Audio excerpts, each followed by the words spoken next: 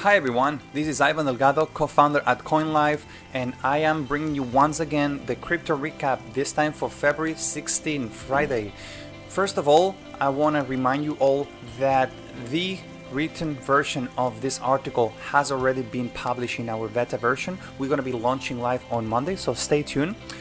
And a legal disclaimer, this is not going to be financial advice, rather the content presented is for informational purposes only. Okay, now that being out of the way, let's get into the full picture of the market. Remember, we always want to provide a framework, a macro framework for you to understand market conditions, volumes, and then we can dive into the fundamentals, the news, developments in crypto assets, industries, regulations, you name it. Okay, so first of all, the market remains hovering and fairly stable. There have been only marginal gains being made in Bitcoin, Ethereum. A few outperformers from the top crypto assets would be Bitcoin Cash, Neo, Omisego, and Tron. In terms of the Bitcoin chart, a cautionary note in here, we are going higher in lower volumes. That is not the most encouraging picture, okay? We are still finding acceptance above the 10,000 mark, but the volumes, the transactions are not there yet to find that kind of strong buy-side campaign commitment to continue going higher and higher. It might be the case, but always follow volumes. Volumes tell you a lot. Now, moving on, the total market capitalization, we continue around the 485-87 billion mark. And notice again, remember that right now at present times, the market follows Bitcoin.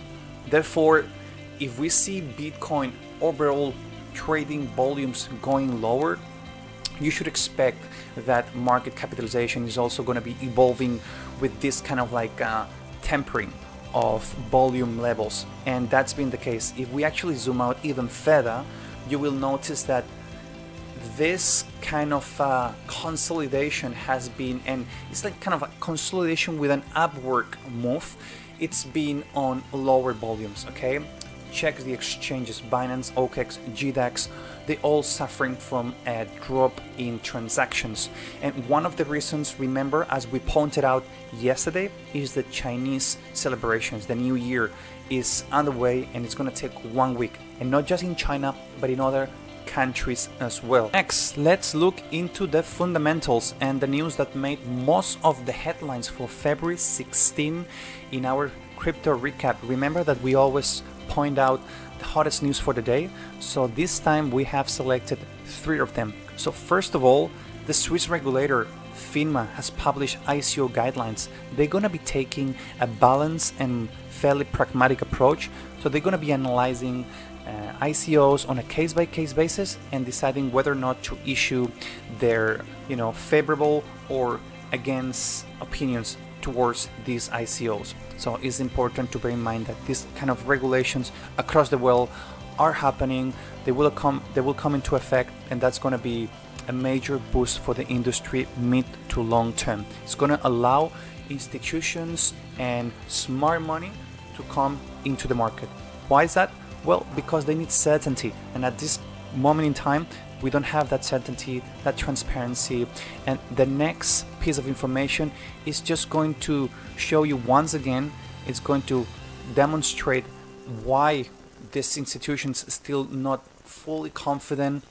There's still a lot of roadblocks, and CFTC is warning us that against this kind of cryptocurrency pump and dump schemes that we've seen so often, we need the BitConnects and the pump and dump projects to disappear once and for all. So hopefully we can evolve towards more professionalism in the industry.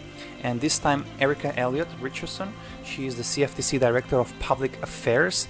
She notes these online frauds and how they conduct business around. They're trying to brainwash people and create this hype and buzz around the projects, making unethical announcements and faking those kind of partnerships so that they can cause these pumps, or artificially themselves going through this kind of orchestrated, coordinated pump.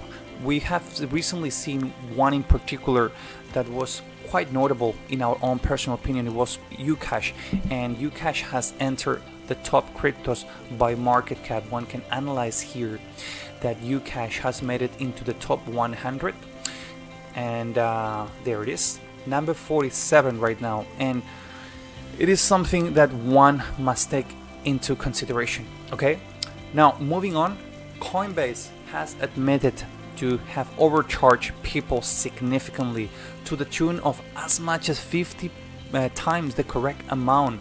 That's what some of the Redditors were reporting, and it's been the case for many weeks. They were claiming that Coinbase had been overcharging, and Justin and Olga, representative of Coinbase, finally step up to the plate, and they have now published an official statement by a medium where the main takeaways are that those that were affected negatively are going to be fully refunded, and at the same time that they want to guarantee and continue improving on the customer experience. That's been one of the main focuses for Coinbase, not only on the implementation of Seawit, which is going to help to decrease the fees in Bitcoin, but also the customer service. And that's just not a problem from Coinbase, but it's a problem from the majority of exchanges out there. They have been literally swamped with new registrations. Binance has reached more than 6 million account holders, and that is obviously been a, they've been caught by complete surprise. They would never expect this kind of acceleration in the number of registrations, so they kind of are trying to adjust on the fly, and they're doing that. They are actually taking steps in the right direction. Cases like Coinbase overcharging, that's obviously not good news for the industry, so we would definitely take this as negative news, but at the same time they're taking action and trying to return these funds and address the whole situation. Okay viewers, this would be it. We are gonna wrap it up here. I hope that you have enjoyed our daily recaps, this time for February the 16th. If you did, please smash the like button and subscribe to our channel. We want to be providing a lot more exciting content in weeks to come, so hopefully you can join us in this fun ride. And don't forget, on Monday we are launching our MVP website. We're going to be live, and you will be able to follow all the news that matter under one single roof, a one-stop shop. That's what CoinLive is going to be, and we're going to bring professionalism into the industry, so hopefully you can join us and stay tuned in all the news. Until Monday, that is all from me. Thanks.